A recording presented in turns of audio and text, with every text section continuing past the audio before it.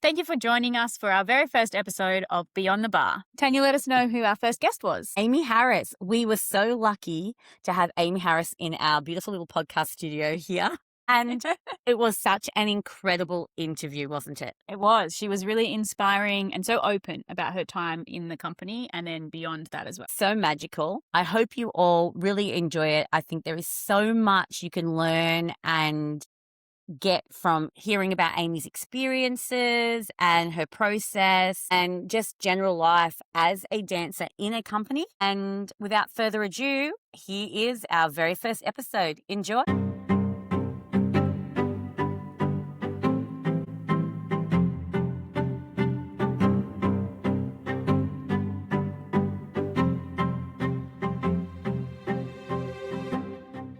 Welcome, Amy, to Beyond the Barre. Thank you so much for joining us. Thank you for having me. What first drew you to ballet? I think growing up in a small country town, it was kind of football or ballet. And growing up, I had two sisters. I was in the middle. So the three of us all just started. But not just with ballet, it was like tap, jazz, like the fairy dance classes. My mum didn't have a background in ballet either. She was a hockey player. And I think we all just found a love in some part of it. Like I went ballet. My two sisters kind of went a little bit more theatrical. And then I never imagined it to grow into what it actually did. Yeah. Well, I guess if you hadn't imagined it when you were young, at what point did you realize you could do it as a profession? Probably around 10 or 11 when I started to step a bit more into just ballet. I only wanted to do the ballet and, the excitement of point shoes and all of that kind of thing. So it was then that my mum actually was introduced to this beautiful lady called Carol Oliver in Ballarat. And I went down to her to just take some trial classes. And it was from there that I think the next 4 years were really quite crucial in that she introduced me to the world of ballet down in Melbourne. There it kind of unfolded auditioning for the Australian Ballet School. I did my schooling there and then into the company.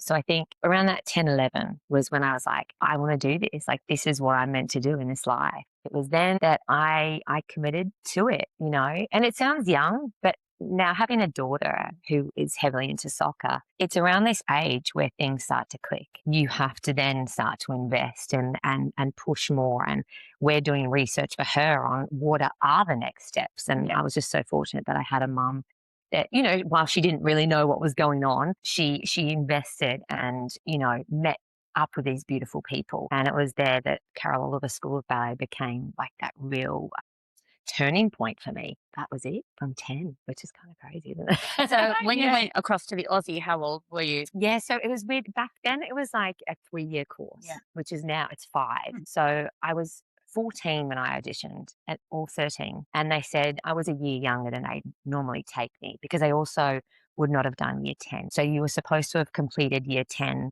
at your normal education school and then entering in. So you could do the equivalent of 11 and 12 in your first year and then your second year. And then third year was really just about almost like that kind of introduction to a company, if that's what, you wanted to go on and do. So third year was purely dancing. I auditioned and they were like, it would be great for experience anyway. So not knowing what was going to happen because of my age and that situation of not having done year 10. But they took me in, which I'm really grateful for. I skipped year 10. I did the equivalent of 11 and 12 and graduated, did my 3 years, and then, of course, was lucky enough to enter straight into the company as a quarter ballet member. That's amazing. Yeah. Do you think that because of your age, potentially them being saying no because of that, do you think that made you a little bit more relaxed in the audition in a way? Or I don't really think I gave it too much thought, to be honest. It was quite a big difference because there wasn't really full-time. Full-time isn't such a thing, was it? Yeah. So it was more everyone that entered in. I mean, the minority were full-time before they came to the ballet school back then. Yeah. Now it's like everyone thinking they have to. And I think we've all got different opinions on that. But, thinking you have to do full-time to then enter into the ballet school, which is 5 years. So you're already coming early or any school. So maybe I didn't really give it too much thought. Yeah. It was just big, I remember it just being so big with but incredible. Like you were in a room full of hundreds of dancers from all over. I've never felt anything like that before. And then it was like a probation week. And at the end of it, you had to do, like a little variation performance and all of that. Yeah. That was back in 98. And I met some of the most beautiful friends who then I was so lucky to have in my year, which I think looking back at it now, I think I'm so fortunate to have been amongst the people that I was amongst that really changed how I think my 3 years could have been, with a year that were full of just ambition and fire and dedication and drive. And there was just inspiration every single day. So did you draw inspiration from your peers? 100%. Yeah. Yeah. And I think too, I was well aware I came in being younger, being weak. I had a lot of work to do, but because I wanted to do it, because I was ready, there was fire inside of me, I didn't have to look far. We started out, I think, as a 21, 22 group. And then by third year, I believe we were like 10 or 11. So we halved it, but just incredible people around me, daily. Did you feel that drive driving you in class when you were standing at the bar or, I don't know, performing in front of your teachers or your coaches? Like what is it that you felt as a young dancer that you could connect with? I really want this and I'm going to do what it takes for me to achieve this.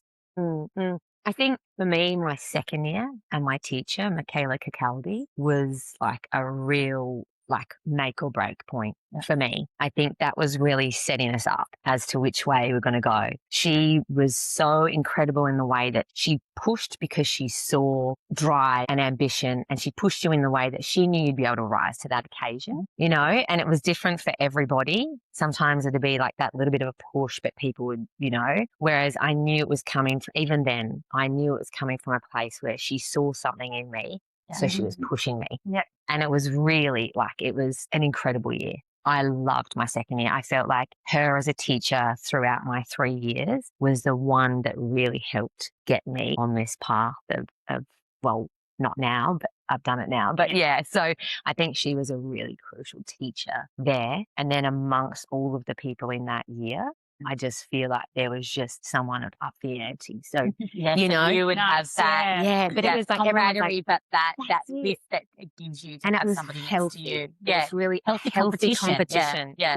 It wasn't like that. We were very uplifting of each other and just very supportive. And we've always said, we were we'd work hard, but we'd play hard. Yeah. Balance in life, but we were like that. We would have our fun. We were raucous in the corridors. We were silly. We were 15. Yeah. I mean, some of them were older, but we were certainly we would play hard, but we worked hard. And I think today, even, some of the teachers are still you're an incredible year. What a great group of students, of people. And I agree entirely, because that can change. It does. It makes a big difference who you end up with. Absolutely. And how you work as a group, because even though ballet is a solo art form in a way, because it's very internal and very personal, I think. But I think it's also a group art or sport, however you want to think of it. And we do have to learn to work as a group and as a team and like each other and understand each other and have that natural camaraderie where we are able to bounce off each other and healthily compete with each other to push ourselves. Because at the end of the day, if we're going to achieve, we need something that's going to help drive us. Absolutely. And there's nothing more driving than somebody doing something very well and you just think, I would love to do that. That's it. Let's do it. And I think that's a really interesting point that you've made. It's that thing of where do you draw inspiration from? Yeah. And I never looked at people and like she's got really great feet and I don't. I was like, why? How? What does she do? It was always this beautiful thing in the studio of, I have some of my best friends, who came in and they were fierce from the day that they'd gone in at 15, 16. And I was like, what is it about that? She was just a fearless dancer. Yeah. And I was a bit more of that timid kind of, but I saw that and I was like, oh, what is it? Okay, there's just a bit more attack, a bit more dynamics in what you do. And I love that. And then I like what you're, it was. Yeah, and you take bits and bobs. It was never inspirations. Because I think what happens a little bit today is that students tend to pigeonhole themselves a little bit in, I'm good I at don't this, but I'm know. not good at Yes. And, Yeah. oh, I can't do that. That's not going to Mm. be something that I could see myself being able to do. And you're like, Mm. well, actually, You can do you it can all. do it Yeah. all. And I Yeah. think that's the thing too. Like, I think we're seeing, even just in, not just in schools, but in companies, they're really taking on not only the beautiful classics, but they are taking on a lot more of those modern, contemporary, Yeah. abstract. You have to actually be good or not good, but you just have to give everything in classical. Open to expanding yourself Yeah. constantly as a artist, but that doesn't stop ever, does it? No, Like, gosh, that's no. something you continue Yeah, from the day you start ballet through to even teaching. absolutely. We're still, as teachers, expanding ourselves Yeah, constantly. yeah, And learning that's and very exploring. important. Yeah. Yeah. And I think it's that thing you learn, which we're probably trying to like pass on now, is that they're actually good for each other. Classical and contemporary can marry them together. Yeah. The freedom that you find just somehow so easily in contemporary, and you think, I can't use that in ballet, but you actually really can. Yeah. You know, that really expansive, full 100%. movement. Yeah. Yeah. So it's really important, like both are good, which is why I'm saying throw yourself into both, because you're going to need that in a company. But also, you'll actually start to find it's a beautiful thing when they marry up. Yes. And I think I realized that a little later on in my career. You know, it took me until 7 years in that I was actually used for a triple bill. So I never got those opportunities to explore those more contemporary kind of works. And then, you know, it was daunting at first. It was like, oh, this is my first triple bill. And I think I just got through them. Then I realized how much it was so important to be able to like, oh, that feeling of a bit more weight, you know, instead of being up and flighty in ballet, you know, and I started to really blend them together and find my natural movement, and not just it has to be ballet, and it, you know, like, is also very expansive. And you know, I think too we see that in those beautiful dancers that we're, you know, aspiring to be. I mean, I still Marinella Nunes for me is the ultimate, and she's got this beautiful expansive movement. And I just, you know, she doesn't just do the classical work; she's doing the contemporary, and I'm sure she bleeds them together as well. So yeah, it's constantly learning, isn't it? Like Yeah. Yeah. even on this side of the curtain, if you want to say it like that, you know, I'm still learning as I step into a very small role as a coach. But it's great. I love that. And I love what I learned, you know, at the start, at the beginning, at the end of my career. I can now pass on or help guide, I think. Well, I younger mean, you have dancers. so much experience and knowledge from so many different platforms to bring to Yeah. coaching. Yeah. That's just absolutely incredible and experienced. And I think too, because we draw our inspiration from, I suppose, our experiences personally dancing, but also from perhaps coaches who have coached us over time. Or, you know, we always remember that one coach that we were like, I know I had a coach in England, and she had sayings and the way she did things. And I always thought to myself, if I ever become a teacher, I would really love to be like her. The way she treated us, but how she was still expecting of us, but she was just so lovely. And when I first started teaching, definitely would draw from that inspiration. So I suppose, what would you say, and this is probably jumping a little bit all over the place, but what would you say in ballet for you is your biggest inspiration? Would you have one, like a biggest one? So much.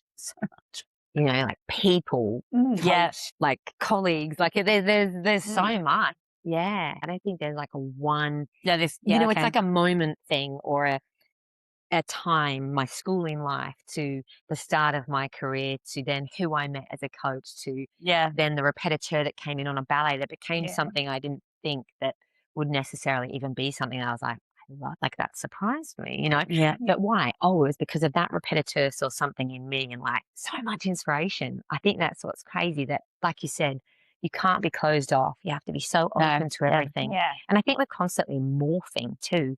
Yep. You can't settle as a dancer. Well, I don't think I wanted to. I don't think either of you wanted to either. There was always more that I knew I could squeeze out. There was always something else I knew I could finesse a bit more. Yeah, I drew inspiration at all different times with different people, with colleagues, to who I was around, to who I was dancing with on stage. Because I think that energy, you know, can also, you might dance with someone that's very like-minded to you as, you know, say a girlfriend in Don Q, and you've got the two lead girlfriends, you know, and I would dance with a person that was very similar to me in that pair. And then you dance with someone completely different against, in the middle, somewhat elevated. and they had a bit more, and you're like, Yeah. I need to rise to that, which was a great thing because then I went, "Oh, I've just broken down another wall or I've opened up another layer." So I think there's constant inspiration, and I still find it now, like watching my colleagues being back in there and being on that other side and giving them a class to then watching them do rehearsals. And I've taken out the stress of like, it's going to be me tonight. Like I can watch and I can Yeah. just like dive in. Yeah. To then students that, you say something to them and they go, "Hmm," and then they try it and something like that inspires me. And then that makes me go, so as a coach, now I'm going to try this with them, scrap that, put that in the bin, but put this in the back pocket for, so Yeah. I don't really think I'm ever short of inspiration, to be honest. Or can Fantastic. pinpoint one moment. Yeah. Yeah. I mean, it's part of the live, it's live theatre, what we're doing. And I think that's, for me, it's always been such a big draw card is that every night, even if you are doing the same ballet with the same person, no two shows are the same. You can't Not replicate at all. either. Or not, you don't want Everyone's to, do emotion, you? and you don't want to. Yeah, Right? That's yeah. the excitement of it as an artist. Yes. We get that challenge, I guess, almost. Yeah, yeah. And as you go through your career, that growth as well finds that inspiration, I think, everywhere. Yeah, absolutely. Yeah. So once you went what was your process going from school to company? Yeah, it was really cool, actually. It was like very later on. It was like a full circle moment. So we actually, in our third year, the final year, so graduating year, they call it level 8 now. We actually got invited to go to Dance de May in Paris. So Wow. our year Oh, my got to goodness. go over there and we did Jabula by Natalie Weir, Mendelssohn Concerto by Mr. O'Neill, who was our second year teacher, and I was saying Mr. Mark O'Neill. Isn't it funny how when they're your teacher, you're like, it's Mr. Calvi, and I can't say like the first name, it's still. And then there was also a piece by Lee Bowles called Ascension. I think it was only 5 males, 1 girl. And we took that over there and we did performances over there, which was quite amazing. wild. Yeah. Then we, of course, did Morning Melody. So that was another performance. So we had a lot of performances throughout the year, which was great. We did our usual, we called it the Dancers Company then. So we did that. And then we actually got to perform and graduate with a grand pas de deux on the state theatre stage in costume. That's incredible. Yeah. Amazing. Yeah. Like never in my wildest dreams did I ever think that I'd get into the ballet school, let alone graduate and do a grand pas de deux. And then it was 16 years later, I think, I actually got to perform the full ballet. I did Sleeping Beauty. So I did Act 3, pas de deux, like the whole thing, coda solos. And I got to wear like the old style from Maynard. Good. Wow. When you look at the label, but like, Yes. good juju. So it was really special. And it was then that actually we had some coaching with Miss Rowe, which was amazing because she was the director of the school, of course. So we first had, as an associate, we had the beautiful Gayleen Stock. And then it changed over. My first year in the school was Miss Rowe. Yeah. And then the first year in the company was David McAllister. So each point was That's incredible. Yeah, it's really cool. I mean, they're all the names that you just like my heart that just flutters. So we graduated with that performance. And then, of course, we had to do studio, like classical assessment, contemporary. We did a little pas de deux in there. We didn't do character in third year, I don't believe. So they were still in the studios at the Ballet Centre. And then we actually had a day, and we all knew it was looming, and we had to walk into the office, Miss Rowe's office. And I remember Miss Rowe was sitting here and David McAllister was sitting there because obviously he was taking over. Yeah. And you sat down and you were, your pit. It was like probably 15 degrees outside, but you were like, and I think I sat in there the whole time just shaking. And they're like, how are you? And I'm like, good. Like, that's what's happening. Tell me. And, they talked very briefly because there's so many of us, but just about, the performance and the time at the school. And we'd like to offer you a first year contract as quarter ballet for the Australian Ballet. And I think I was just like, I don't know. I don't even know what I said, actually. And then because we walked in one door, then you were ushered out the next door. Wow. And it just kind of filtered around like that. So it was a tricky day. Yeah. Because you had so many people that were just elated, like just beside myself. I remember walking across that art centre bridge and I called my mum, like I'm shaking too now. And I called my mum and I was like, I'm in, I got a contract, and she's like, oh my God, you're here. It's tears though, because it's the magical moment of that work that you did as a kid when you're working so hard for that and that dream, right? Yeah, it was a dream. The dream. Yeah. And for that dream to then I can imagine being in the moment going, I just Well, I just achieved at that point in time what my dream dream. was. Yeah, yeah. And I didn't think it would ever happen. And now, what do I feel like? I know. It's a surrealism, right? Fresh 18. I was the last one to turn 18 in the Right. August, and it was on Dance's tour. And yeah, just The like, pride. Like, I know. mean, I'm so proud of you. And No, I was just but it was, and I Yeah. think that's the thing. Back in school, like I said, I did my schooling, and it was, that was fine. And my mum was so wonderful like that. She was like, you don't have to go to university. You don't have to do that. I actually thought I was going to be a hairdresser, and then my younger sister actually was a hairdresser, which is reap the benefits. So it was very much you do you, and she was a teacher for 30 plus years. Yeah. But she saw something in me that I wanted the ballet. And, people would say, what are you going to do when you grow up? I was like, I'm going to be a ballerina. Yeah. Oh, that's nice. Yeah, people love saying that, didn't they? Back then. But I kind of understand now being a mum with a young girl, who's 11 and has a soccer dream, which I thank the Matildas for. How wonderful. God women, 100%. It's been an amazing thing to see all of that unfold, and then be where my mum was, having this young girl, basically the same. It's basically the same position. But the scary thing is now I see the real stats on the dream and who goes pro out of that. And that's you where would my mum. understand it as well. I understand it, and Yeah. I now understand where my mum was. And she was like, absolutely, and she didn't know whether I had what it took. Yeah. I looked gorgeous on stage. My mum was proud, Yeah. but I think Our mum's right. I used to get standing ovations with Bravo at the school concert. I love that, and I think it was just, you want your child to find their happy place. And that's where I was. My mum knew I was at my happy place, and she saw something in me when I then was like, I want more. Okay, well, let's go down to Carol Oliver School of Ballet. And then that's when she kind of handballed it over in a way of like, you guide me. And she did. Another moment there where I'm thankful that our paths crossed. And so, it is a scary position to be in now. As much as that moment was surreal and I was like, oh my God, like this is the beginning of me being, my dream has actually become a reality for my mum. She was like, oh my God, because in that time, there was only 3 of us, 3 girls that got in. Yeah. And then there was 8 men from Wow, that's mind-blowing. No, sorry, there was 8 of us all together. 8 of us all together. 5 men, 3 girls. 3 girls, and then 1 who came back. So he was a couple of years above us at the school, went overseas, went to WA Ballet, and he came back. So within that year, 9 freshies came in. Yeah, right. Which hasn't. I don't know whether that's happened again, to be honest. So I was one of 3, crazy time. Amazing. Crazy. So from that moment, that magical moment in time, let's call it, what did your first day in the company look like for you? Terrified, but at the same time, it's like you've watched this beautiful company down the end of the corridor, because that's where they were. They were in 7 and 8. You could walk down, you could watch class rehearsals and full calls of the ballet. So you could just be there watching them. So to then be like, I am a part, I am one of those, now was pretty unreal, but like also, oh my God, so I think the first day we might have even met up, or we met each other. And then I feel like we just sat in the studio like as a pack. And of course, then it was like, where do you stand? And so you just waited. You waited until, or you asked someone, or, Oz Ballet's really friendly, it was always, everyone was like, how are you? What can I do for you? Like they knew they'd been in your position before. Majority of them had been in your position before. So it was just that whole respect and knowing your kind of place as first year quarter ballet members. Wait until people have found their space on the bar, and then you can kind of step on in. And no joke, mine was in the back corner for literally 9 years until a coach said to me, move down the front. And I did. Then I moved to the one spot and I never left again.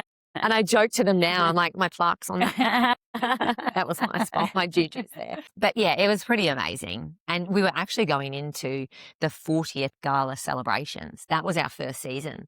And it was a lot of touring, but it was a big ballet, just like little snippets of some of the best. So that was very cool to be a part of. I think the 40th, 50th, 60th, it was really cool. And they just all became your friends, It was like a big family, and they'd lived moments that you were about to, or, you were finding this transition hard, and they were like, it's okay. It takes time. It's not just you get in and you're like, I can just conquer the world.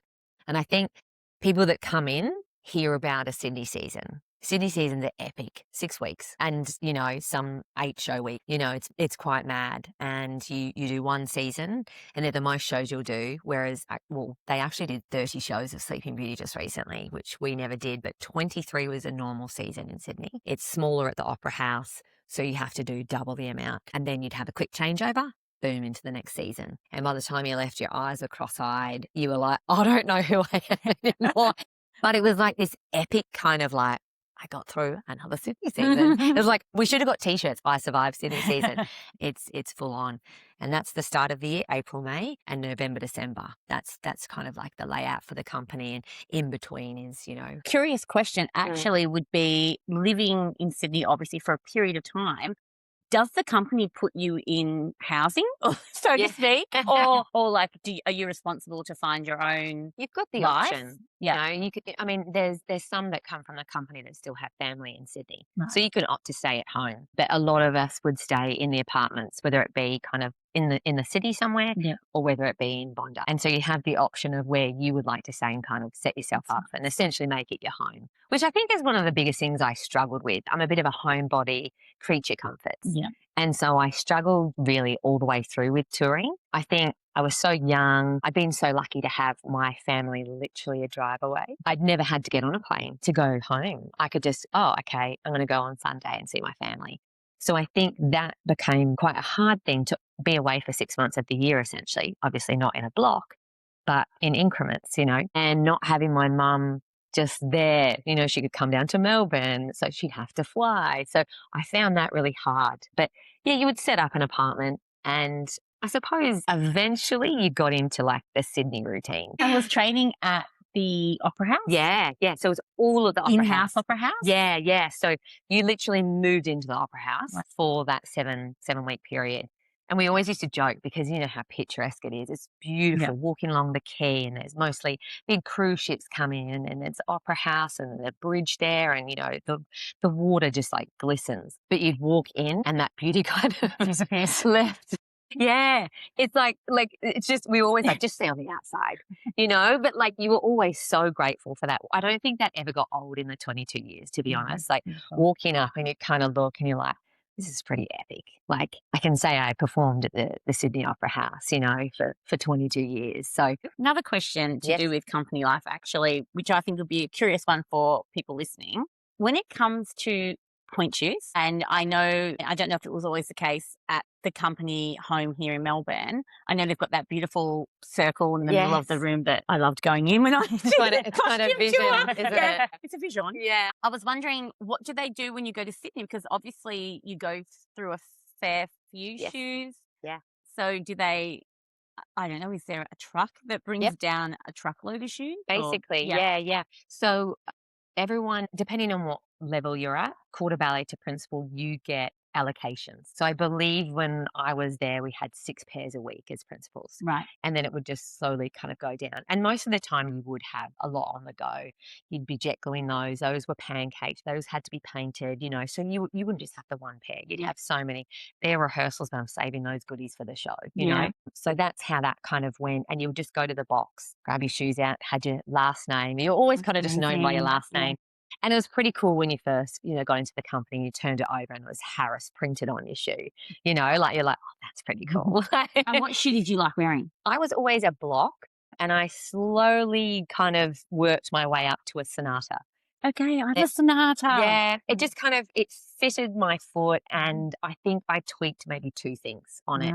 It was pretty much a stock standard shoe with just 2 little tweaks from there. And when you say tweak, what does that mean? So I think for me, I had like a heel pin, which just had a bit more cushion. And the company block, as in block, would do that for you as a artist. So we'd have a custom fitting. Yeah. Most of the time it was in Sydney. We'd have custom fitting. You would just book in, put your name down. And I started and I went so far away, like from a shoe. Because, you know, you kind of like that first Well, you work time. it out eventually, don't you? Yeah, and you put it on, you're like, no, you can see my arch there. I need that up a bit higher. So you did kind of morph. So I ended up at 14, which meant that I had 14 adjustments and experiments, I suppose. So that was my number. Just in the inside of my shoe, 14. Then on the back, Harris. So, and do you have some still now? I do, yeah. I've got some that are special. So I think the shoe I got promoted in to principal, I kept those. My very last pair of pointe shoes for Marguerite, I kept those ones. Some people asked for, Red Queen. They're like, can I please have a pair of red shoes? So I would give them. I had a really beautiful fan, Dawn, and she was always at my shows, and I could always hear her and welcomed me back on the stage both times I had Willow and Phoenix, bravo, Amy, and she was always like, can I have this pair and this pair? So I did give her a few special pairs of shoes. But yeah, I've kept some. Yeah. Put them on every now and then. Yeah, have a little coffee in the kitchen. See how I clamp up now. But yeah, to travel to Sydney, we called it a Santa sack. We had this red bag that was allocated to us. I was number 23 my whole time, and a box that we put all our makeup in. So you would pack all of that, and in those big crates that would just have Aussie Ballet written on them, you had to put them all in there. Then they would leave, say, a week before you went to Sydney or Brisbane or Canberra or wherever. Then you would have the shoe lady, we would call her, which I don't think they have anymore. I think it's just a general costume department packed them or something. And they would have a calico bag, and it was filled with, say, I don't even know, like 30 pairs of shoes or something like that. And when you got to Sydney, you'd get your calico bag, which would have your pointe shoes, a couple of pairs of flats, and maybe do we have tights in there as well, depending on the ballet. You'd get your red sack, and you would get your makeup case, and you'd move to your desk and you'd set it up and move in essentially for And the the 7 weeks. makeup case, that Yeah. was also like specific to the company. So it wasn't like, the reason why I'm asking is because I think a lot of students obviously have their own makeup or their Yes. mum's makeup and Yeah. they use the stage, right? But I'm pretty sure company life, Yeah. you would have had very specific things that you had to use, and would the company Yeah. provide that? No, as time went on, I think you adjusted your makeup to What you your liked. face and what you liked. And then, of course, what role you were taking on as well. Right, yeah. Like Red Queen was like black out my eyebrows and draw them. And you would do that yourself, right? No. So for that role and like a few others, if you're taking on, like my first time sitting in the chair actually with the wiggy was Hannah in The Merry Widow. And they would do your hair in like the beautiful curls, and you put the curls in the crown. And it felt very like it's a bit special. And Red Queen was another one where they would just paint your face and like put the fierce brows and like the eyeshadow and everything on there. There's quite a few roles that you got it done for you. and hair or a wig. But a lot of the time it was you doing it, which became a part of your preparation for the show. It was my like humdiddly kind of time. So the first time I remember sitting in the chair for Hannah, I was a bit like, oh my God, someone else is doing my hair. Like, this isn't when I'm normally doing it. Ooh. But then I grew to kind of relax into it and just chat with our beautiful wiggy. Her name was Alison, and she was there for so many of my beautiful, milestone moments. And it actually became a calming, like, this is actually good to talk to people and just kind of distract my mind from my nerves. Yeah. So that was cool. That was nice to have that. So your case became, I suppose, bits and pieces. And I remember actually getting this little tub of like, it was like a glittery kind of shimmer. And it was passed down to me from one of the beautiful dancers in the company, Lindy Wills. And I remember just every time something came up, like Lilac Fairy or something, I would just put just the tiniest bit on. And it was just this tiny little tub that she's like, oh, this might, be helpful one day. So you put those little things, so little trinkets, my Chookers cards and stuff like that, photos. I kind of set up my spot however I wanted it to be, home and my kids. And yeah, so it was all in this little box. And costume fittings. That's the other thing that I'm interested in. Because, Yeah. I mean, I was lucky enough to go on one of the tours, How as you good do. are the tours? It is so good. They're and you get to amazing. touch the costumes. So that's, You for need to me, go to Altona. been chapped up. Yes, I will. Yes. Yeah. You know Clueless? Because that's a big one, right? When it's on that, she like has it on the conveyor belt thing. Like, think of that. A That- massive warehouse. That's our next You adventure, have to, Audra. it's beautiful. How amazing. It's so cool to see that. Yeah. But costume fittings are really cool. You get pulled into that, right? Yeah, so it's a obviously- schedule. Yeah. You have a schedule. So basically, it's all a part of your contract. You don't just sign a contract to be the ballerina on stage. Yeah. There's a lot of other things that happen. That's one of them. Even going down and getting a wig fitting, whether it be character shoes or boots. We had to wear some boots sometimes. Like all those kind of fittings go in the costume department, which is really cool to go down there. And they're, in the process of creating and beading, What a cool job. all of the beautiful tutus for Sleeping Beauty, say, like hours on end. And it's just incredible people, incredible. And they do make you feel very beautiful. But you go down there and you get specifically fitted. Because obviously, you know, we have Oh, hooks and yeah. eyes, and, you know, you have all these bar lines, and, you know, that becomes your, oh, it's a bit tight on the top. Can I have just one extra bar line? You want to be comfortable, you know, Yeah. the length of it, all of that kind of stuff. And then, yeah, you would have your name again on the inside. It would have the Australian Ballet with their little thing. And One of my Yeah. joyous moments in life was many moons ago when I owned a studio. I used to come up from Wangaratta to Melbourne, and I had a student at the Australian Ballet School, and I walked in and they had a sale of the white rehearsal tutus. Yes. And I bought something like 12 rehearsal tutus, right? And these rehearsal tutus literally were rehearsaled in. Yeah. They were like, They'd been like, well it's like enough. $10 a tutu or something. Like, I'll just never forget opening it up, and it was like label upon label upon label of ballerinas' names. And I was like, I actually didn't keep them. I think when I moved to Melbourne, I ended up getting rid of all my costume room that I had. Yeah. But that is a regret for me, because if I had had the space, I would have kept them, Yeah. because they were just so precious, and they had the hoop inside. Yes. Like, they were full blown. Yeah. Let's go. And I we loved all it. got one of them. So when you joined the company, you all got like a half tutu made up. And then there was, you know, the romantic style tutus. Yep. And over the time, you'd find I had a beautiful long black skirt that Madeline Eastoe passed down to me. And I wore it for years and years and years and years and years. And I've just passed it on to Robin Hendricks now. It was like the perfect long length skirt. And it was when we were doing Graham Murphy's Swan Lake, and I took on the role of Baroness, and it was the perfect skirt for that. And it was so special to have it. So I thought, you know, pass it on rather than, it's so nice to keep it. But I was just like, you can't keep everything. And it's so nice to just keep that legacy kind of going on. Like Madeline Stowe gave it to me. I've given it to Robin. Leotards that I was like, I've barely worn this. And I'm like, this is going to look beautiful on you. Here you go. You know, so you kind of pass those things on. But it was pretty cool to get in. And, you know, once upon a time I could pick our color. So I randomly went pink. I was like, I'm going to go the white and pink. You know, I think my first tutu was white and blue. And then they were like, do you have a preference? I'm like, I'm going to go a bit pink. I'm going to go a bit ballerina. So I picked that. But yeah, we all had our tutus, and there's like shelving that they slot into when we go into the change room. You just threw it in there and then hung up your romantic tutu. Yeah. Those change rooms are so messy. They're like, there's stuff everywhere, but it's just like that cool like setup of a company, and just, you know, leotards and like, what do they call it? Ballet core now, you know, it's like quite fashionable what everyone wears. Let's go. And, you know, some people have a specific kind of style. And then, I mean, I was always one that like, I found a leotard. I liked that style. I stuck to it and I bought every color. Yeah. I didn't really go out of like, I wasn't like cool. I wasn't ballet core.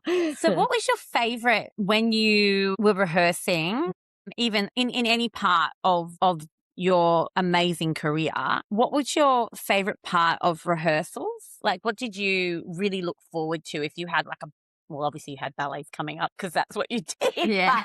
But, like, what would be a moment that you were like, yes, I'm waking up today and I'm going to be doing this? I think when I got to that point just before, say maybe a week or two before we're about to put it onto stage, you'd learnt it. I was very much about the process. I was never a dancer that, okay, do this. I wasn't confident enough to be like, just do it, run it. I was like, do it in a part, cool, add another layer, new idea, beautiful, next bit. Okay, now let's start running it. Okay, now put it in, like, I was very much about the process. Yeah. I admired people that could, you know, have something thrown at them and boom, they would just run it. It just wasn't in me, and that wasn't for me. And I got to realize it's okay. Like, this is my process. This is my path. I'm allowed to rehearse the way that I need to, you know, rehearse. But I loved that part when all of that had been done. You'd added layers and trialed different things, and then you're at a point where you're like, okay, we're a week or two out. You know, like, just let's give it a run from beginning to end, you know, whether it be just like a solo, or whether it be the 3 acts of a ballet. And I loved that. And I actually said it quite a few times, and most recently to David Hallberg. I was like, I just felt like a studio dancer. Don't get me wrong. I loved being on stage, but I always felt, until kind of the last 2 years, 3 years, I'd go just a little bit backwards on stage and just hold back a little bit in fear of something happening. I just couldn't get out there and go, okay, we're on stage. I was like, okay, we're on stage, you know? And so where I left off in the studio, I never felt like I could go, boom on stage and then just keep going. I felt like I went a few steps back and then it was like, okay, now I'm good. All right, now I've reached where I was in rehearsal. Okay, now I've added, but you'd only get 5-6 shows of some ballets in a 21 show run, you know? So I kind of would say, oh, I just feel like I'm like just more of a studio dancer. I just felt more comfortable in there, or just maybe it was just I just loved because it was all the process and how it all happened. And then there was times where it just was awful and not working. And maybe I liked all of that, and so that's why I was like, I'm a studio dancer. But when I got out on stage, I loved it. I didn't love the lead up. I do not miss the lead up. I don't miss waking up going, oh my God, I'm so stressed about my show and feeling anxious all of the time. But when I'd step out on stage, it'd take about 30 seconds and I was good, you know? But yeah, I don't miss I don't miss all of that. Yeah. If I didn't have all of that, I don't know, just maybe it would have been completely different, but it just wasn't for me. Yeah. I was a stress head. I was anxious and I did wake up thinking about my show, which was hard. So, you know, you use so much energy you didn't need to. But yeah, I think that point of running it just before you're about to hit the stage was a beautiful sweet spot. Yeah. Yeah. So if we jump to random question, pas de deux. Yes. If you had a favorite pas de deux, what would it be? I think it was in the last couple of years when I found my pas de deux partner that changed everything. So Nathan Brooke, and I was very lucky with the partners I had. I was really fortunate to work with so many beautiful partners throughout my time. And it was it was all about me and my insecurities. But with Nathan, there was something that I just didn't have any voices in my head being like, you're not good enough. You need to jump. You need to do this more because you can't all these millions of things. With him, I just went for it. And then that's when, you know, oh my God, this fits like a glove, you know. And I chose to finish my career with him doing Marguerite Normand. We had a beautiful time during Anna Karenina. We took that on as well, and Concerto Pas de Deux at the Royal Opera House in London, you know. So I think it was more about the partner than the ballet, but I could probably say Marguerite Normand was just a beautiful time. And it was very pas de deux after pas de deux after pas de deux, very small cast. It was a nice way to kind of, you know, finish off. Yeah, yeah. But I think it was more about I finally found someone that I didn't have all the little voices in my head. Yeah, it's kind of like moving like water together, isn't it? You just feel that sense of trust. Yeah. Innately is there, and you know that no matter what's happening, they were reading you and you're reading them. Yeah. And I don't know what it was, but all my insecurities left. Yeah, I love that. And it wasn't that any partner ever made me. It was all on me, and I knew that. I absolutely knew that. I had amazing partners, you know, but it was me. And I think because pas de deux had come quite late in my career, I didn't do it for so long. And I went through what I went through. And so I was just so insecure. And, you know, I felt like, oh my God, they're so experienced. I don't match up with them. So that was one of the biggest things. I was like, oh, how lucky am I to have these beautiful partners? But their experience is so much more than what I had to offer. And it felt not because they made it. It just felt like that because I was like, oh my God, how am I supposed to? They've done 3-act ballets. I've never even done one. Well, what do I bring to this partnership? And that's where I, you know, and it was all in my head. I never shared it with anyone, but now I am. Hey guys, what was your fashion like? I think it changed when I changed, you know, I kind of started out a bit ballet. Actually, funny story, Mary Lee, who we had, Lee Quinsin's wife, we had her as a coach. She was fabulous. And I still wore my demi points because we had to wear demi points in the ballet school. Yes, everybody. I came in demi point shoes and just get them off and go get yourself a pair of flats. And then literally after that, I started to work in socks actually at bar, always in socks. I don't know. I felt like I just liked using the floor and getting those intrinsics going. So that was my thing, socks for 22 years in my career. And then I wore flats in the center, but then I changed and it was just point shoes. I think that was a bit of a confidence thing for me that I wasn't as good as everyone else on point, so I just stuck with the flats. And then it was time to kind of change over and bite the bullet. And then we did. It was bar and then boom, straight into point shoes for the rest of the day until 6:30. I think my outfits changed with me because I was hardcore rocker in my day. I loved Avril Lavigne. Horrendous.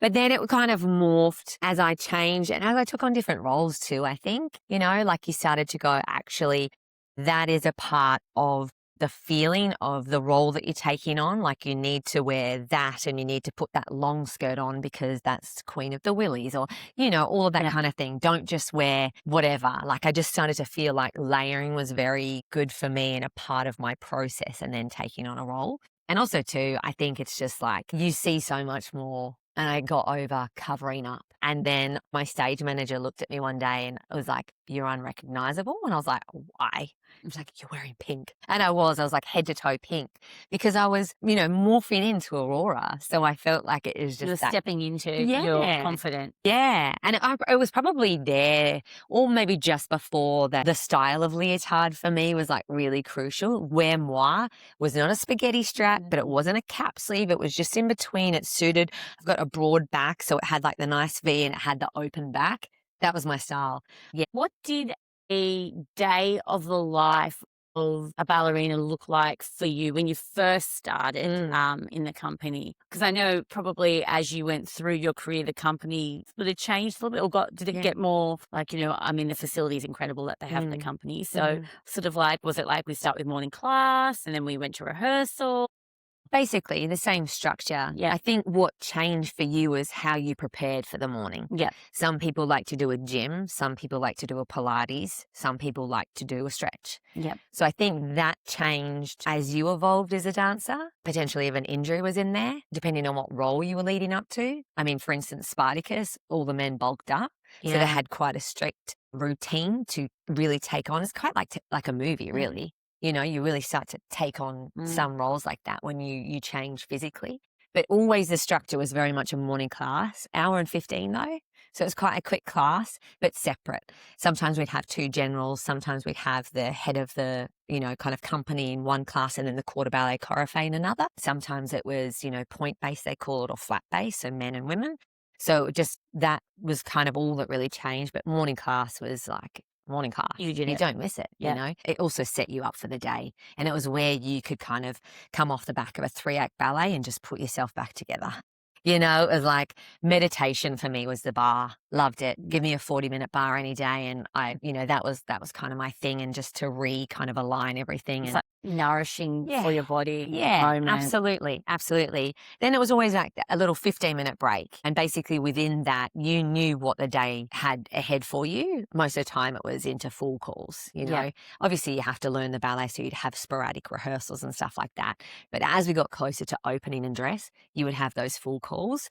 So you would know from, you know, the 12 o'clock to 2:30, that was your full call of taking on Aurora. And so you would do that. So then 2:30 to 3:45 was your lunch break. And then it would be someone else's call, 3:45 to 6:30. And whether you stayed and you got notes or whether you stayed and tried some stuff from the morning that wasn't quite, you know, panning out, nothing's out with your partner, da-da-da-da-da. Or you took it as a rest and you kind of went, you know what, I'm going to go and get some treatment, or, you know, I'll get that treatment, then I'll come up and I'm just going to have a nice little stretch and I'm going to watch. I like what she did there. I'm going to put, you know, so that was basically the structure of a day in a rehearsal season. But of course it changes when you're in season. So you'd start that little bit later because you're going later. So class is always an hour and 15. You'd start at 11 instead of the 10:30. And then of course you only had up until 3 o'clock to rehearse. And that could be the show that you're doing at night because a new cast is going on, or it could be you're going on with a different partner, or it's a whole new ballet. So you're performing one ballet at night and you're rehearsing the next. Same in the same week or the same day, you could be performing at night this ballet. Yes. But I've started to rehearse this. Yeah. Wow. Yeah. Then 3 o'clock kind of comes and it's very different for everybody. So if you're on for the show at night, that's your day rehearsal done. You then go and do what you do. Yeah. And that was generally me, feel the body, because that was lunchtime, or dinner we called it. It was lunch and dinner kind of together. Yeah. That was when we had our lunchtime, and it was your preparation before you got into the show. So whether it be tapping back into Pilates, having myo, physio, just doing a bit of gym, diddly, have a cat nap, you know, get back in, hair, makeup, bar again, show up 7:30. Off you go. Yeah. Or if you weren't on for the show, you would start rehearsals again for the afternoon until 6 o'clock. Wow. Yeah. So that was kind of in season and off season. We talked about your preparation to go on stage. And so Rigid if we go into, let's say, for instance, when you were preparing for on stage, for performing? Mm. Was there anything particular? Like you hear all the time of dancers having very specific regimes that they do before they go on stage. Did you have anything like that? Like you wouldn't believe. Rigid. Yeah, I did. And for me, crazily, it was what I did on dress rehearsal stuck for the whole season. So if I did X, Y, and Z, you could bet your bottom dollar I did X, Y, and Z for opening for the shows thereafter. Melbourne season, Sydney season, Brisbane, da-da-da. Because it comes down to I could control that. That was my control that happened for me on dress rehearsal. I had a great rehearsal. I feel really prepared and I'm at that next level now to go on to opening night. So do the same because then you can control. You go outside, it'll be a terrible show. Like that's how my head kind of went. But I think it actually was like a calming thing for me, you know, and a little control because you don't have control really of what's going on. No, yeah, of course. But it made me calm down a little bit. And I knew that I'd prepared the best I possibly could to get me into this state to then go out there and go. Yeah. Did you recognize that early in your career or as you became soloist, senior artist later on and then principal? Did you always tap into a ritual even pre-company? I think I was always a pretty structured person. Like I think about it now, but probably acknowledging it came a little bit later. You kind of, that's just what I did. And I was like, that's just what I did. Because it was like I would wake up and, my morning was in 15-minute blocks before I got my hair in a bun, 15 minutes to brush my teeth, do my makeup, 15 minutes to walk to the ballet center. So within an hour. So you're a very structured person. But, it's funny. I'm a tennis nut. And you look at, honestly, I actually think this would be a really cool thing to do is talk to all different sports people, to arts, to movie. I'm sure we're all the same. Yeah. Day-to-day life even. There's some kind of structure. And don't get me wrong. I am rigid structure. Then there's people that are structured, it's like, like it happens, but it's a bit loose and I'm okay. Yeah. So I feel like we're all the same. And when I look at tennis, Rafa, for instance, label of the drink bottle, hop, skip and a jump, or, he'd always do the brows and a pick the wedgie and a bounce, bounce, bounce 3 times, a bounce back. There's always something that we do because it comforts us. If what it does in the body. Yeah. So I think always when I look back now and probably years ago, maybe COVID time when I had time to reflect and we were kind of separate from it, I was like that for 3 years in the school. And yes, it changed because my whole schedule changed in the company. It wasn't about day-to-day classes anymore. It was about preparing to then perform. I think 200 shows a year maybe. So wow, I realized that that was very much a part of my makeup. And then it changed because then I had babies and I didn't want to go a whole day where I didn't go home. I wanted to go home and I wanted to see them and I think I needed that as well. So then the time and the preparation was shortened because I didn't stay in the theatre from rehearsal and kind of schlep around a little bit and then get ready. I went home. We said hi to the nanny, you're relieved for a little bit. We played with Willow and Phoenix later on, and then I got back in. It was like game time. You have an hour and a half now. So what does that look like for you? So it did change. I lost some of the, I think I thought they were important, but they actually weren't. So I lost some of those funny things and it became a bit more, structured in a more precise way. Yeah. Like the faffiness of it that I thought really mattered. It didn't really, and I could let that go, which I thought, okay, that's growth. So but always somewhat it's been a part of my makeup and it still is now, like, yes, you have kind of structure and routine because you still have to work and you've got children. I just don't think I can not have that because it's also a sense of achievement too, it's like I've set this out for myself. I've achieved that. I feel good. Awesome. Like it's that. Yeah. So there's always a bit riggy, Amy. Promotion time. So you were promoted in Sydney? No, I was promoted here in Melbourne. Yeah.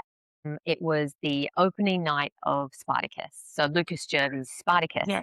So it was a pretty big night all round. Like it was a world premiere, for him and for Spartacus. Well, we and his waited first so long for creation. Spartacus to come as well. I've got to tell you. Yeah. I had a quiet word to Mr. McAllister at some RAD thing because I love to harass a ballet person.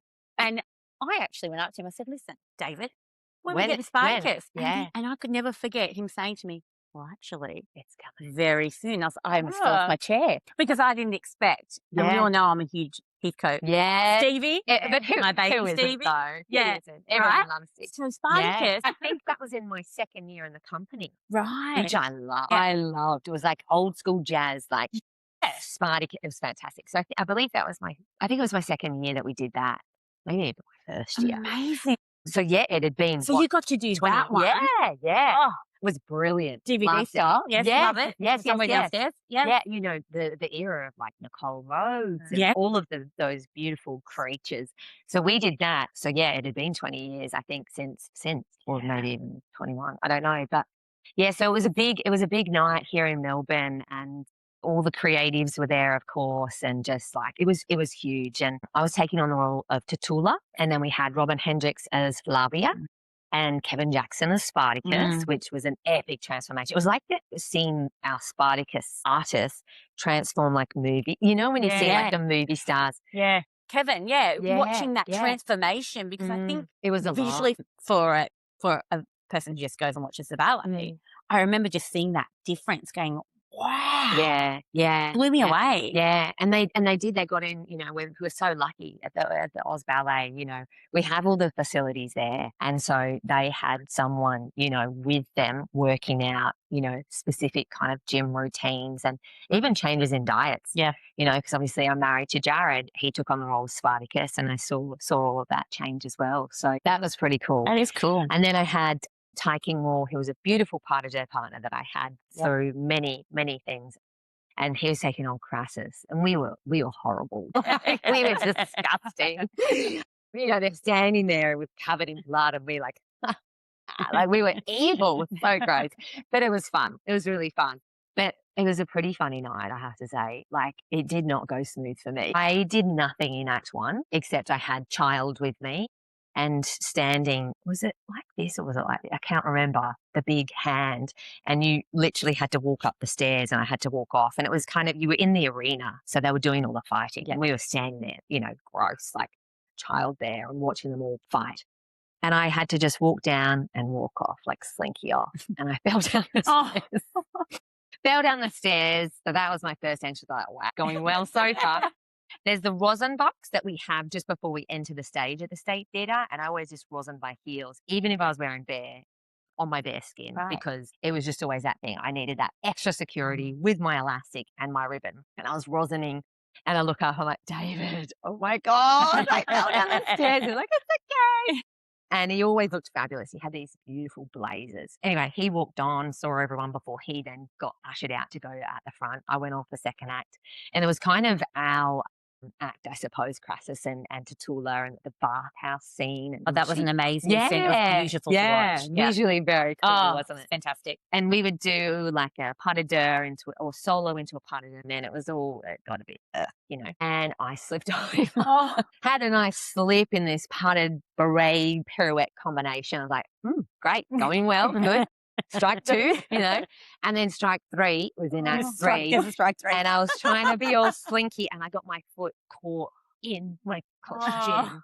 And then it happened that night. Everyone came out on stage and all the creatives were out and David came on and said thank you to Robin and Kevin and to Ty. And then he literally just said, and to our newest principal artist, Amy Harris. And I was just like, and it's like in that moment, like, because prior to that happening, we have mid-year interviews and I'd shared some frustrations, you know, and kind of ended up going, yeah, all right, like I think we're done. I'm going to walk out, you know. And I had a moment of just like, oh, okay, just have a cry, get angry, whatever, get over it. You know, as long as you're getting the roles, like it doesn't matter about the title. Just you've got to be fulfilled. Otherwise there is no point. And so like, get over it. We're also doing Giselle at this point with the meetings and I was taking on the role of the queen. So it's like, just dive in, you know, it's all good. Like, and I'm always a bit like that. Have a cry, be angry, get over with it. You know, don't like kind of hold on to it. Just let it out for a second, let it be and move on. And I think that was the moment I was like, okay, it's not for me. Like ship has sailed and that's that, you know. And then you're promoted. Then I was promoted. It was like a month later or something like that. Wow. You know, and then we were in the process while performing Giselle of obviously creating the ballet. We had started in the rehearsal period, I believe at the end of the year, we were doing Alice's Adventures in Sydney. And while that was going on, there was like the start of like, the creation of Spartacus. And so we were kind of like putting it all together to then, once Giselle had closed, we were going into full calls and then a lot of tech ones and all of that in the theatre. So it just kind of all moved on. I was like, ship sailed. Here we go. We're going, I'm doing tour. How fantastic. Let's do this, Completely had left my mind. It was done. In my eyes, it was a done deal, And then we have 2 dress rehearsals and then obviously opening. And at the 2 dress rehearsals, I obviously did the matinee and then I watched the evening. Then the next day we have notes and rehearsals and any like fine tuning for all casts, and we finish at 3:00. Jared had said, bye-bye, chuckers, going to pick up Willow from daycare. And as he walked around the back of the wall, David McAllister grabbed him and was like, tonight, Amy's getting promoted. So he went into overdrive, like, he had to go get Willow from daycare. Told Willow, and he was like, you can get any dress you want. And Willow goes, I don't want a dress. I'm wearing my pajamas. So she came on stage in her pajamas and I've kept them in a little box and they're in a little keepsake. And Mummy needs rainbow flowers. So he went on the hunt for rainbow flowers and he found them. So in that moment, he announces and I look over and here's them coming on and I was just like in disbelief. And and then, it all kind of happened. But you kind of, like that kind of deafening, just like the world's moving and you're just there, like, yeah. And then, of course, my family were there. Because it's an Oz Ballet tradition that it's done on stage. A lot of companies do it in the studio, which is also beautiful because you're with all your colleagues. But this is like a performance. You're with your colleagues and they invite your family, all done without you even knowing. Had no idea, not a clue. And I think I was always one of those people that my mum would be like, I want to see the show. She never missed one of my shows, but I never wanted her to know. I'm like, just call Jared. I don't want to know you're in the audience. Just call Jared, Had no idea, not a clue. Not any idea. That would have been amazing. It was great. Yeah, it was amazing. And even some of my friends, they finished after Act 1 and they saw people coming in and they were like, and then they kind of got the eye and they were like, oh my God. So they hung around. Then, of course, they saw Jared and Willow sneak up and they were like, they're almost just like big eyes at each other. And I've got these beautiful videos from side of stage and my friends, colleagues, and they've like, videoed it all, which is such beautiful keepsakes. So yeah, that happened. But then the real like cherry on top of the, fall down the stairs, the slip and getting my foot caught was I was actually pregnant with Phoenix. So like really early days, maybe 4 weeks, maybe 3-4 weeks. You never really know, do you? But yeah, I was pregnant with Phoenix. So I was just like, oh my God. And literally the next day, Jared was taking on Spartacus. So I was like, okay, I did the show. I think it was on the Friday night. And then he was taking on Spartacus on the Saturday matinee. So we went home, Willow and I, after you do class the next day, didn't have the shows. We went home, I took a pregnancy test and I put it down. I was like, we're pregnant. So then, of course, that always, keep that under wraps. And of course, I was in a midriff for the show. Like it always happens at Aussie Ballet. And maybe it's everywhere in the world, but like you're in a nude leotard. I was in a flesh leotard and a pink leotard with Willow, and then other people are in like just a leotard. That's just the way of the universe. So yeah, that was my promotion. That's pretty spectacular. Night. Yeah. And pretty like what we've talked about leading up to this and how you felt throughout sort of like training and sort of getting to where you were at. Isn't it incredible that it went from everything not going quite how you would imagine? Not enough promotion night anyway. Yeah, right. And then this massive, incredibly magical moment happens for you. Yeah.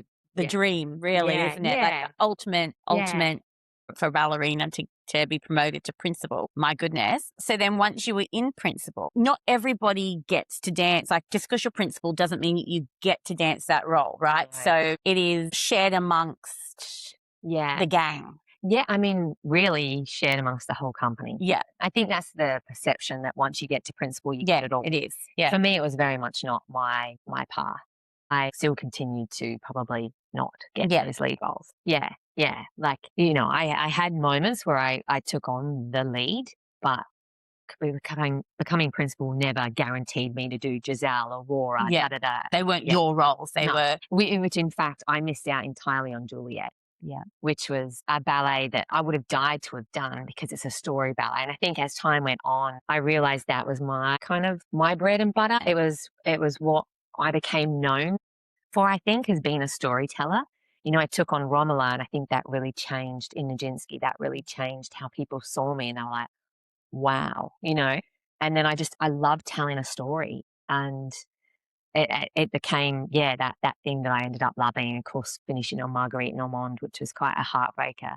I think when Juliet came along, and we had COVID in there too, which really stuffed things up for everybody. Yeah. And, ballets came, and then they were put on hold or put on ice because we couldn't do it because of COVID. And then they kind of came back, but they didn't. Then we did a small season. And so it was a bit there for a while. And R&J was one of them. We started rehearsing it. Then it got put away, and we went into COVID and blah, blah, blah, and it came back out. And I think truly it's the first time in my career that I allowed myself to go to that place of, I'm going to get Juliet. I'm going to see my name up there, because I thought, well, why not? Yeah. Like, I'm a principal now. I'm a storyteller. I can take these roles on, and I think that was now on this side of things, one of my strengths was being so versatile. I could take on the crazy roles of like Red Queen, but then I could take on Marguerite Normand or Anna Karenina or, Aurora or, so I thought, I've shown that, but I missed out. I got the email. We were in COVID. It was a weekend. I think we got it on a Friday, and it destroyed me. Like, it crushed me, And I think too, it was a whole lot of things going on. It was coming to that point where I was like, could this be the ballet I finish on? But do I want to finish? Like, COVID was a weird time, not like, it was time to like reflect, and, I guess I gained time back with my family, and I thought, God, it's so hard. I've literally just gotten back from having Phoenix, and now I'm in bloody COVID. Do I want to do it all again? It was hard. We all know as artists, and it's not why we do it, to dance in our lounge room. I mean, it's how it begun, we're all young and we're dancing in our lounge rooms and stuff, but we were on screens, and like, I was energized by the beauty in a room, by my beautiful colleagues who I didn't have to look far for inspiration ever, 7 days a week. Amazing.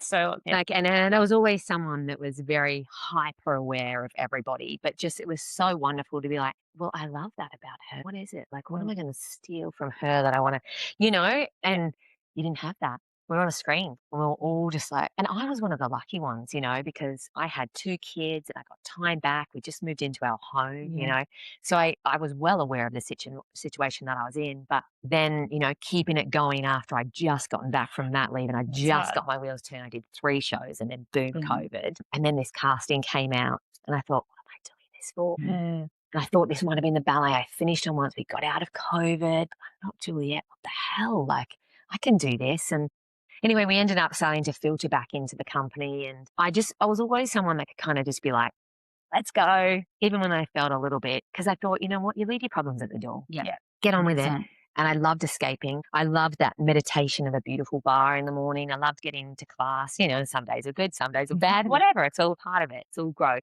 I just couldn't, though. I felt low. Like, I felt like a bit broken, and not just because I didn't get the role, but just like, it's kind of, there's that stuff with my plans. Is that the ballet I was good? Like, and what's meant for us will come to us, right? Yeah, what's meant to be will be, and obviously it wasn't meant to be, because in Marguerite, a ballet I never imagined to come our way, David Hallberg got it our way, and I got cast for it, and it just seemed quite fitting to finish on that one. And so that was a heartbreaker, that one. And for me, I think I was never guaranteed. Making principal never gave me that pass of, you're going to get every role. Yeah. Some people, it does happen, but even now, you have repetiteurs and choreographers come in, and they'll see, and the thing is, there's 80 incredibly talented dancers in front of you. It's a small, so people come in with fresh eyes, and they're like, him, beautiful. There we go. Yep. They might be quarter ballet. How fantastic. Yeah. Because all of us need a moment to shine. All of us need someone to push us in a way that we've never been pushed. All of it, and it's all a part of our layering and discovering and growth and all of that. And while it's hard, it's just part of it. Yeah. But that was probably one point that really broke me. But I think, that was because I was kind of coming to that point of decision making. Yeah, you had a lot of thinking that was going on as well. Yeah. That's quite deep and life-changing. Yes, very. Decisions to be made, right? Yeah. So then you had your final bow. Yeah. And that was in Sydney. Yes, I'm correct with that. Yeah. Yes. And what was that moment like for you? I mean, every time I see that photo of you in the red dress and that bow and the confetti falling, Yeah. I actually, like, I can really feel like that would have been an incredibly beautiful moment. Yeah, and that's the thing, you don't know how It'll you're feel. going to feel. Yeah. And I kind of went into the day, yeah, like any other day, I Yeah. suppose, and all my family were coming up. I actually knew all my family were coming up, to see the show. And I felt calm. I went into it with rehearsals. And again, another beautiful tradition is like they decorate your like bar spot and like they put so many streamers and stuff up. And I walked in and everyone cheered. And I was like, oh my God. And I actually stuffed up my last ever gondola grow. I was always someone that like was pretty on, like bar, I could pick things up. Like I prided myself on that because I was like, you got to pick up the exercise to work the exercise. If you don't have that, then what are you doing? And I think I went to go and then my friends stepped out, wanted me to do it on my own. And I was like, absolutely not. I've never been someone that wants to do gondola on my own or do anything on my own. I was like, no. And so I stopped and then like, okay, I'll do it. And then I think I just got so like distracted. I completely stuffed up the exercise. And then I thought, I'll stuff it. I'll just throw in a massive second jump at the end. And then I fell over. It's like, here we go. That's me, leave my mark. So that was class. And then I didn't have rehearsals because, of course, I wasn't going into the Swan Lake season. So they had that. So I kind of went back to the apartment and normally you'd kind of be like, rest or, just have time with my kids. But I had all my family arriving and just I wanted to see them. And then I was kind of like, okay, well now I got to go. Like I got to go now, So I went into the opera house and just kind of got ready. And, that was one of the ballets. I got my hair done. So that was quite nice to finish off that way with getting your hair done. Yeah, and then it just kind of it happened. It was a great show. It was a beautiful show. And yeah, at the end, obviously, I knew that people were coming on and Jared kind of had, done a bit of a list of people and, really significant people in my career. My ballet teacher from Ballarat came. Oh, which that's is beautiful. beautiful. Of course, my mum was there, my two sisters, and Jared brought Willow and Phoenix on, and my two directors that I had in the 22 years, of course, because I had David for most of it, David Mack, and then I had David Hallberg, my partner, and then of course, three really beautiful friends, Lana, Dana, and Adam came on, which was beautiful. So they were all there, and all the company kind of comes on, and of course, all the streamers, and it was just a really beautiful moment, and I think I just took the moment to just kind of look out for the last time. And I was just like, this is pretty special, Yeah. like, What a moment. you never take like those curtain calls or that time on stage for granted. I was always pretty good with like the time on stage and I felt pretty satisfied or, kind of like done a good job. Cool. Next time, tomorrow night, I'm going to do this. Like I always enjoyed it, as I said, once I got on there. But yeah, just looking out and then those streamers falling, I just had to kind of have a moment where I was like, this is it. This is the last time. And of course, turn around to my company and they're all like, yeah, and just it was beautiful. I wasn't really like overly emotional actually, which kind of surprised me. And then at the end of the night, they had the Dream still to perform, so they performed that. And we all kind of packed into my change room and had a little champagne and a celebration. Then we went upstairs and, everyone kind of gathered up there and said a few words. And you try and thank everybody, but there's so many people throughout those 22 years, and it's from, the beautiful people that has, but just like been able to help us and guide us along with touring with the family, Yeah. This beautiful woman, Michelle, who nothing was ever too hard. I was like, so what do I do when I do this? And how do I do this? Or she'd be like, these are the specific dates, and she'd help me out. She was, to the wardrobe, to the costume, to the mix, to the text, to the, Everything. it's a big organization. And of course, I was so lucky to have 2 maternity leaves there, which we called safe duties. And you'd go essentially on the other side of the curtain and you got to know a very small part of what the philanthropy team did, company management or archival, which is really cool. Yeah. And it's because of them that it's kept alive. I mean, philanthropy team, they're the reason, we have what we have and these ballets keep coming and these beautiful patrons and incredible. So yeah, it's just like, it's a whole organization, medical team, everybody. Yeah. So that was really cool. And then that was it. That was the night. And then it was madness because we flew back and then Willow did her first little ballet concert. Her first and her last. And then she went into soccer. And then, of course, Jared had to fly back because he had the Swan Lake season to finish off. Right. And life just went on. Went on. But it was Yeah. beautiful. You know, it's been 2.5 years and it feels like a very long time ago, to be honest, Yeah. like a really long time ago. But yeah, I watch back the videos and I'm kind of just like, wow, like, and then I do miss, like, I miss that. I miss that side of it. Like, once you're on, as I said before, not all the stuff before it, but once you're on, I miss that beauty in performing, and especially the last couple of years where I just, like, I could be really free, and I really started to find my own, I suppose, I don't know. Yeah, my own self and the way I wanted to be as an artist. And David was really good at bringing out that individuality in everybody and just keep going for it. Don't hold back now. Like, some things would work, some things wouldn't. And he didn't concentrate on the things that didn't. He was like, just do it again tomorrow night. Not like, don't pull back. Just Yeah, keep doing keep it, you know? going. Yeah. So I just started to feel, which makes a decision hard, doesn't it? Yeah. You know, when you feel you're at your peak. And I think physically I could have still kept going.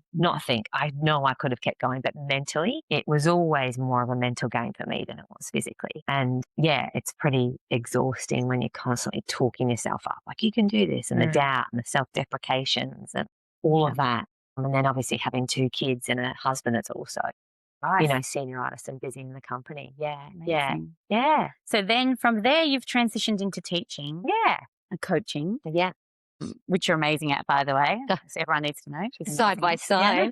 But how have you found that transition? Because that's a different world, I suppose. Like, is it a different world? Like, are you like, okay, this is sort of like not where I imagined it to be, or exactly where I imagined it to be, or that's new? Yeah. I mean, it is different. It's one of those things, though, that I'm like, when you step on the other side and you realize when you actually break down ballet, it is simple. It's just not easy. Yeah. You know what I mean? And what I learned at 40 when I finished, or in that last kind of 4 or 5 years, I would say, you're essentially passing on and guiding and nurturing 12 to 16, 12 to 18, that kind of bracket. I'm probably more. And I'm like, really? Like, take this on.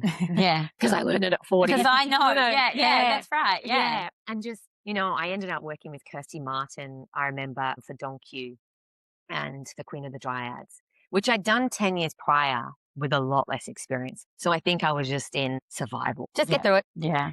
But she said just one simple thing, which I carry on now when we're teaching, is just like that feeling and that energy in your back. But I've got major sway backs and boingy feet. So I always felt a bit like I was forward, but then my legs didn't work and it was always a bit. And she was like, you've just got to always just have that energy in your back. And from that moment, I was like, oh my God, you jump into that a la seconde, you know, and you go up and then a second jump and again, and just having that feeling. And it is simple, right? Yeah. But it's not easy to always apply that in the demands of what we did. But that carried through so much, and it through class as well, you know, like trying to fight all the time to keep finding my legs. And, you know, people would just be like, just work your legs. I'm trying. It's really hard with hypermobility, isn't it? You can see students trying very hard to understand that connection, but they're just like, I can't find it. And I think it's that thing in ballet too. We feel like it has to be all like forward and uppity, you know, whereas actually grounding and feeling a bit of that energy is actually really useful. Yeah. And, you know, I learnt too that, like, which sounds really silly and again, very simple, but like the freedom and the expansiveness of contemporary, putting it into a ballet is this beautiful marriage, you know? Yeah. Again, learn it very late on because I didn't enter into triple bills or anything like that until 7 years into my career. And then slowly, you know, it's like, it started out like, I can't do these. Like, I've never done these seasons. Like, I'm not good at this. But then I was like, oh no, I can do this.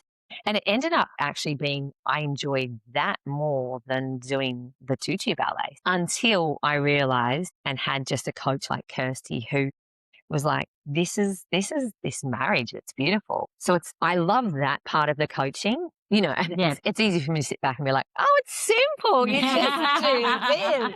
And I'm like, duh, like, you know, so I'm well aware of that. And I think I'm someone too that, like, everyone is different because I was so different to every other principal. Yeah. Every other principal is so different. I needed that process and I needed the slow and I needed the rehearsal because that's how I got to where I needed to be. And it's like a baby. I always say that we all get to the walking, however, in whatever way we do. Yeah. So you have to be mindful of that. If 5 people are taking on the one role, X, Y, and Z. They're all going to be different. Yeah. And so it's getting to know, I think I love getting to know dancers, having that working relationship with them. And then you can work out how much you can push, how you push, how you deliver, the words you use. You Because know, everyone's different. everyone's different. Yeah. And it's for me too, it's like you still learn, don't you? Which I love because it is like you walk away going, okay, so that wasn't clicking. What is it that I need to say to that beautiful dancer? And then I come back, okay, so I've had another idea. This is what I'm thinking. And then they go, oh, yeah, that worked.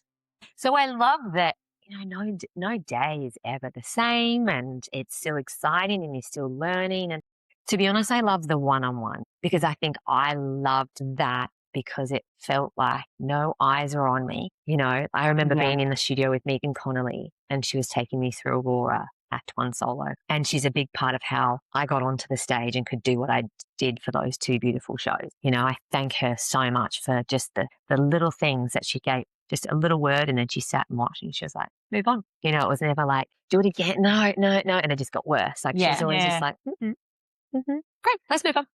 And I just, you know, it was those moments in the studio were beautiful. And I think you see it sometimes, don't you, in students when we all get a bit aware, which is a good thing, a bit aware of like everyone that's watching and, you know, making up things in their head. Did they just say something about me? I saw them whisper. Like, 100%. Even as a teacher, we do that, right? Yeah. I know. I think she likes me. Had a yawn.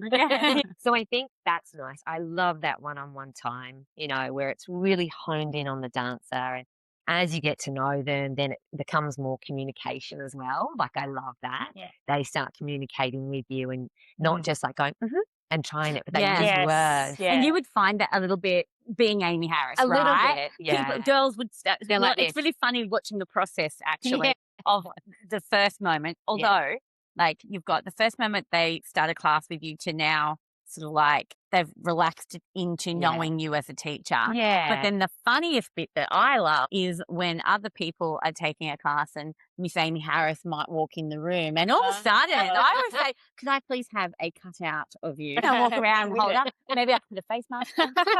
And maybe then I might get like, because all of a sudden they go from, to, sorry, I didn't realise you can do that. Okay, great, thank you. Come back, Amy, come back. It's quite funny. Mrs. Lovely, I call it the Amy effect. The Amy effect. The Amy effect. Yeah. So yeah, it's nice. You're still discovering things, I think, and I do love the coaching side of it. Yeah. It is hard though. You still feel with a bit of like, oh God, everyone hates me. Not hate me, but like it's really hard. I've realized because I'm stepping back into the company and taking company classes, and at first I was like, nope, absolutely not. And Jad was like, just give it a go. No way. I'm not going in for a class. Kidding me? They're my colleagues. I love them too much for them to give them a class, you know. And then you come to realize, and Stevie Heathcote is just like a wealth of knowledge and just like such a beautiful person to talk to. And we had a little chat after like maybe 1 or 2 of the classes I taught. And you have to just drop you're never going to please everyone in a ballet class. Yeah. Because everyone's day is different in how they're feeling, what their setup is for, what is ahead for the evening. And it's that thing, isn't it? And I think we talked about this earlier of like, I've always been a believer in it's not up to your coaches to get you somewhere. I get that there's decisions made when you go into, in schools as well, and when you get into a company with casting. And that is essentially out of your control because we're in an art form where it's like, you like what you like. And we all like different things, don't we? Some people like chocolate, some people don't. That's just the way it is. But in the way in which we approach a day and work, it's actually on the individual. No one can make you work hard from the moment you touch the bar. That's on you. And it could be a simple encore, but it's how you're going to set that. I mean, we do pliés every day. We do tendus every day.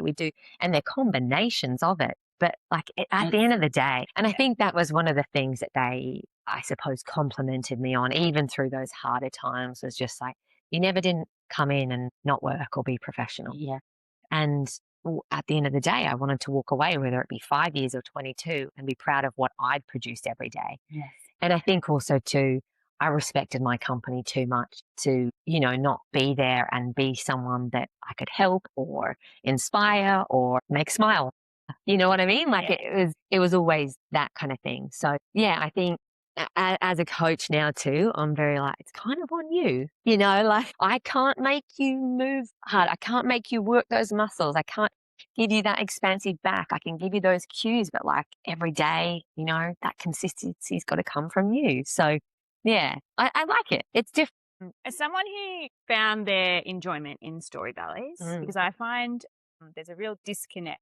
I personally had acting training growing up, and I've always loved the storytelling side of it, but I've appreciated the creating a character. Just something I've always enjoyed personally in my dancing. But like for someone who found that and you're now coaching, do you find that there's a disconnect in the ballet world in general? And I think this has been around for a long time, of understanding and finding that artistry, that you've got to find that character. And there's a real like, well, that's what actors do. We're ballet dancers, and you've got to mesh those two together because we're telling stories in the storytelling. I think it gets lost because a lot of the time variations have become a big thing now, haven't they? Yeah. You know, everyone is doing a variation, whether you're 9 or whether you're 16. And I think it's the lack of, where does this sit in the ballet? Yeah. How old are they? Yeah. What's happened before? Is this a celebration? Is this and it's choosing the right variation, isn't it? Age appropriate, which I get is really tricky because it's very competitive. And so this person's got beautiful a la seconds and grand jetés, but they're only 11, but they're going to take on Gamzati. And, that's tricky. Fortunately for me, I don't pick any of of that. I don't pick any of that. I just coach it. But there are times where you kind of go, ooh, like I get it, but I don't think there's sometimes that maturity as well. And I think that's why it came for me a little later. I'd gone through a bit of that kind of icky period. So I gained strength and more determination. And then I've had a lot of loss in my family. So that I've fallen in love. I'm a mother, so I know a different love, just harder times and just the world. And I was like an onion in the end, and so I had things to draw on because I actually felt it. So it was very quick to kind of tap into, heartache or just that real, So when you're like 12, obviously you don't have that. And if you don't have that maturity as well, or, you're more like, I want to do that variation because that's competitive and I'll win with that, then it gets lost. Student to full-time training is a massive jump, like in a school to a full-time training facility. Absolutely. Then on to what's the next step from there. And not everyone has the privilege of company outside of full-time training either, which I think is something that I think students sometimes feel that because they have gone to those full-time training facilities, then it is a given that company life will be, they don't realize how hard it is to then go from that, and you have to go out and seek opportunity, audition, and all that has to happen, and you have to get there. Like, yes, you've got teachers, but it's very different having teachers going, I'm training you for an assessment, an exam, a competition, to, okay, this is company class, this is for you to set your day up. Then we've got a ballet to learn. Then we've got so much bigger. Once you finish a lot more self-motivation. You don't have that contract. You're now a free agent. Yeah. Yet you don't belong to a full-time training institution anymore. You have to then go out and find your own training or do your own company class. To and keep daily going too. daily. Don't you, as well as the maintenance. And it is. It's such an interesting spectrum of an art form, from baby ballet to the broad end of making it in a career, thinking about going into a career. It is so in depth. Someone could write a book on it. Should we do our rapid fire? Sure. Let's get to our rapid fire. I'm terrible at rapid fire. I'm terrible. Just pick one. I'm like, I don't know one. Just the first one. We'll do it as the first thing that comes. Oh, God. What is your favourite ballet to watch? I'm going to say Manon. Oh, nice. Everything. Yeah, it has it. And another one that got away from me. But everything, the music, the costume, the story, just the heartbreak and devastation. Like that's that. So it's a dancer's and actress's dream. And I was so lucky to see the beautiful Darcy Bustle. I think I was a beggar on the stage. Like that. Beautiful. And that first moment when she opens and she's in that beautiful cape and the hat. And she waves and she runs. And I think we were all like one-eyed beggars because we wanted to watch her, just beautiful moments. And then I've seen, like Lucinda Dunn finished on it. Like I just don't think you can sit and not feel just that, that theme music. Oh, that. There we go. We'll go with that one. What's been your favourite role to perform? I think I'd say Marguerite. Yeah. Just for so many reasons, you know. Just yeah. What was your most nerve-wracking performance? There was so many. 22 years of them. Least nerve-wracking performance. My least nerve-wracking. There you go. I can answer There you that go. one. My 2 shows of Aurora, my Margaret Corderina shows of La Bayadere and Theme and Variation, and probably Marguerite. It's not many, is it? I say that to my mom. I was like, there was not many times I was calm or just, I don't know, just something happened. I think I can pinpoint it to like Aurora was like a full circle moment, and I stepped out onto that stage in the 5th, walked down those few steps and into the pas de chars, and I just looked at all of my beautiful girlfriends who were my friends, Yeah. and it's just like it was this calm and like, yeah, I think this is where I've meant to be, you know? This is what I've meant to be doing, you know? I actually loved Act 1, and a lot of people are like, oh my God, Act 1, you know, like, but I loved Act 1, and yeah, just the progression of that ballet as well. And Margaret Court, you walk out, you know, very slow walks for La Bayadere and do the jeté onto his shoulder and rise up, and I just loved it. It's one of the best times I felt, and that was coming out of COVID. We had a beautiful long rehearsal period for it. David pulled me aside, gave me a few hard words, and then I shook myself off and I got on with it, and I loved it. I've never felt more calm. And I also got the opportunity to do Theme and Variations. Both of those are Ty, who's an incredible partner. And then, of course, Marguerite, because I finished on it. It was a ballet I never thought I'd get to do. I mean, Margot Fontaine, you've seen the beautiful image of all of that. Yeah. You know, so much. And we'd actually just gotten to Royal Opera House as well, and all the images were up. And I was like, oh my God, this is the ballet I'm finishing, you know? Yeah. Yeah. What would be the best piece of advice that you received throughout your career? Early on, things were getting tough. Never let them dim or just take away that whole light inside of you, you know? Even if it feels really like, don't let them take that last bit. Like, you want to do this, you want to be here, let it just keep igniting, you know? Like, don't let them, blow it out. What is one piece of advice that you think all dance students should hear? It's not easy, but it's wonderful. It's magical. It's hard work. It requires a lot of discipline, sacrifice. Even for me, I can say, like, you know, making it to principal, it doesn't all become rainbows and butterflies. Yeah. Even when you make it to the top. But yeah, if you want it, I think go for it. It's a beautiful career. It's magical. And I don't regret a moment, even the hard times. I loved it. Look on it fondly. Always will. Yeah. Have you got a piece of advice that all dance parents should hear? I think let the kids be kids. It's their path. It's their journey. It's not yours, you know. And I think that's a wonderful thing about dance or just the art. There are so many avenues we can take. Yes, it's getting harder. And we've had some sad news of late with closures of many shows, which is awful. But I think just because you think they might not make it in a certain way, I think that's the thing even with students. You actually don't know what directors are looking for, you know. And I think if you look at, just for me, the Australian Ballet, there's a variety of heights, for instance. You know what I mean? Just because you think I'm too tall doesn't mean that you know, like, let that just exit your brain. Don't let it, just keep working hard. If they want you, they'll take you. And unfortunately, sometimes there's a lot more knockdowns than what there is, you know. But I think, you'll never know what a director is looking for. You know what I mean? Unless you talk 100%. to them personally, you can't just think they're all medium height. They'll never take me because I'm too tall.